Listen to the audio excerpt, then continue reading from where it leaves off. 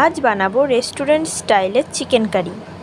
সে কারণে কড়াইয়ে একটু তেল বসিয়ে তেলটা গরম হয়ে আসার পর কিছু গরম মশলার ফোড়ন দিয়ে দিলাম। তারপর কুচি কুচি করে কেটে রাখা পেঁয়াজগুলো দিয়ে দিলাম।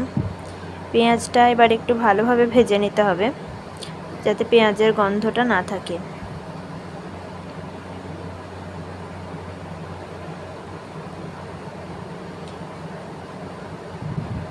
দেখুন ভাজা হয়ে গেছে। এবার কিছুটা কারি পাতা অ্যাড করে দিলাম।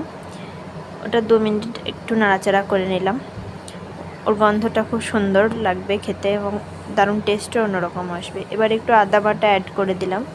আদা বাটাটা ভালোভাবে কষিয়ে নিতে হবে যেন আদার কোনো রকম গন্ধ না থাকে। এটা ভালোভাবে কষিয়ে নিতে হবে। তারপর চিকেনগুলো অ্যাড করে দিলাম।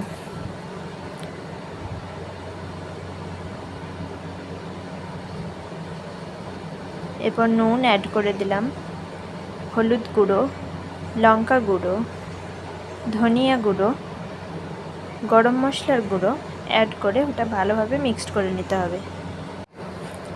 এবার একটু টমেটো কুচি, আমি এখানে 3টে টমেটো অ্যাড করেছি।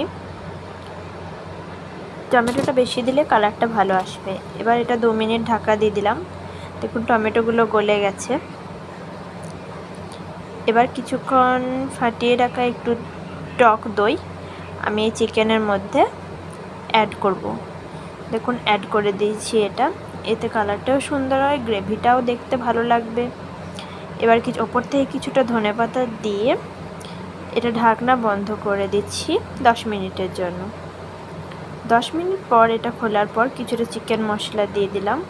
এবার দেখুন মাংসটা কি সুন্দর তেল ছেড়েছে, দেখতেও কত সুন্দর লাগছে, টেস্টও দারুণ হবে। আপনারা ট্রাই করুন, ভালো লাগবে। পুরো মনে হবে হোটেলের খাবারের মতো, রেস্টুরেন্ট স্টাইলের চিকেন কারি। Thank you.